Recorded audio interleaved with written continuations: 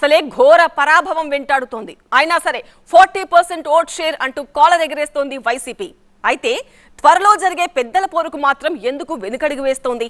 3 MLC ఎన్నికల్లో పోటీ చేయబోము అంటూ స్వయంగా అధినేత ప్రకటించడం వెనుక మతలబేంటి? ఏపీ రాజకీయ వర్గాల్లో ఇప్పుడు ఇలాంటి చర్చే జరుగుతోంది.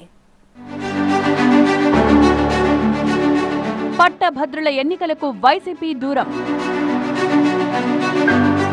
వెనకడుగు వెనక వ్యూహముందా? ఓటమి భయం వెంటాడుతోందా? అధినేత ఆలోచన పార్టీని నిరుత్సాహపరిచిందా? గత సార్వత్రిక ఎన్నికల్లో ఘోర పరాభవం మూటగట్టుకున్న వైసీపీ ఆ షాక్ నుంచి తేరుకునేందుకు శత విధాలా ప్రయత్నిస్తోంది. పార్టీ 11 సీట్లకే పరిమితమైన ఏమాత్రం తగ్గేదేలే అన్నట్టుగా కూటమి ప్రభుత్వంపై విమర్శలతో విరుచుకుపడుతున్నారు. ఆదినారాయణ గారు అగరబత్తి తయారీ బిజినెస్ చేస్తూ సంవత్సరానికి 20 లక్షలు సంపాదిస్తున్నారు. మీరు ఆయన నుండి నేర్చుకోవాలా? అయితే ఇప్పుడే ఫ్రీడమ్ యాప్ ని డౌన్లోడ్ చేసుకోండి. అధినేత జగన్మోహన్ రెడ్డి ఓడినా జనంలోనే ఉండాలంటూ నైరాశ్యంలో కూరుకుపోయిన నేతలను, కార్యకర్తలను మళ్లీ ఉత్సాహపరిచే ప్రయత్నం చేస్తున్నారు. అయితే త్వరలో జరగబోయే పట్టభద్రుల ఎన్నికలకు మాత్రం తమ పార్టీ దూరంగా ఉంటుందని ప్రకటించి రాజకీయ వర్గాలను ఆశ్చర్యపరిచారు జగన్. ఎమ్మెల్సీ ఎన్నికలకు సంబంధించి ఈ గ్రాడ్యుయేట్స్ కాన్స్టిట్యున్సీకి సంబంధించి ఏం చేద్దామని చెప్పి నా దగ్గర పొద్దున మా పార్టీ సీనియర్ నాయకులు కొంతమందితో మీటింగ్ అయితే మా అందరి అభిప్రాయం కూడా అదే ఉండేది. అసలు ప్రజాస్వామ్యం బతుకుందా? అసలు ఎలక్షన్ జరుపుతారా? 3 లక్షల మంది ప్రజాస్వామ్యబద్ధంగా ఓటేసే పరిస్థితి ఉంటుందా? కనీసం ఆ ఓటు దగ్గరికి పిలిపించే కార్యక్రమం మా కార్యకర్తలు చేస్తే ఆ కార్యకర్తలను చేయనిస్తారా? వాళ్ళ మీద కూడా దొంగ కేసులు పెట్టి వాళ్ళ మీద కూడా ఈఏ కార్యక్రమాలు చేసి ఇంకా హెరాస్మెంట్కి ఇంకా లోన్ చేస్తారు కదా అని బాయ్కాట్ చేద్దామని నిర్ణయం చేసుకున్నాం. జనరల్ ఎలక్షన్స్ ముగిసిన వెంటనే వచ్చిన విశాఖ స్థానిక సంస్థల ఎన్నికల్లో మాత్రం పట్టుబట్టి మరీ పంతం నెగ్గించుకున్న వైసీపీ పట్టభద్రుల విషయంలో మాత్రం ఎందుకిలా వ్యవహరిస్తోందన్నదే పొలిటికల్ గా ఆసక్తి రేపుతోంది.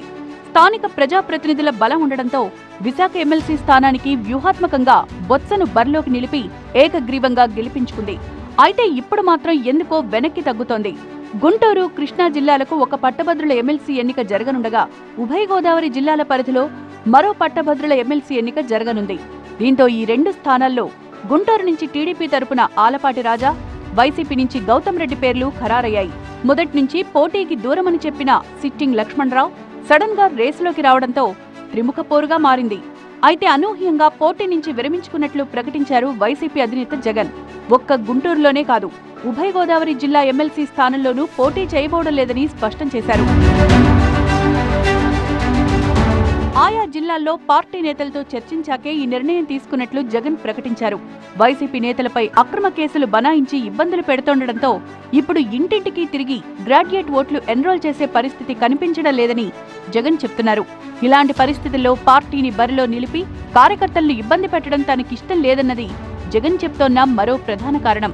కార్యకర్తలను ఎందుకు ఇబ్బందులు పాలు చేయాలా? ప్రజాస్వామ్యం బతకనప్పుడు కొద్ది రోజులు టైం ఇచ్చే కార్యక్రమాలు చేస్తే ప్రజల నుంచి వ్యతిరేకత అన్నది ఇబ్బడి ముబ్బడిగా పుట్టి ప్రభుత్వాన్ని తెరమరుగుపరిచే కార్యక్రమం పరిస్థితులు వస్తాయి. ప్రత్యర్థులు మాత్రం జగన్ నిర్ణయాన్ని మరో కోణంలో చర్చించుకుంటున్నారు. వైసీపీ పని అయిపోయిందని, ఓడిపోతామనే భయంతోనే పట్టభద్రుల ఎన్నికలకు దూరంగా ఉంటున్నారని విమర్శలు గుప్పిస్తున్నారు. అయితే దీనికి గత అనుభవాలు కూడా సాక్ష్యంగా ఉండడం విశేషం.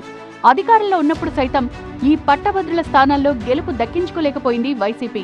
అలాంటిది ఇప్పుడు విపక్షంలో ఉంటూ విజయం సాధించడం ఎలా సాధ్యమవుతుందనే అంతర్మథనం కూడా జగన్ తాజా నిర్ణయానికి కారణమై ఉండొచ్చన్న అభిప్రాయం వ్యక్తమవుతోంది. అయితే 40% ఓటు షేరింగ్ ఉన్న పార్టీ ఇలా ఎన్నికలకు దూరంగా జరిగితే క్యాడర్లోకి తప్పుడు సంకేతాలు వెళ్తాయని పార్టీలో కొందరు నేతలు అనుకుంటున్నారు. వైసీపీ అధినేత సంచలన నిర్ణయం భయమా, వ్యూహమా అన్నది మున్ముందు రాజకీయ పరిస్థితులను బట్టి తెలుస్తుందనేది మరికొందరు నేతల వాదన.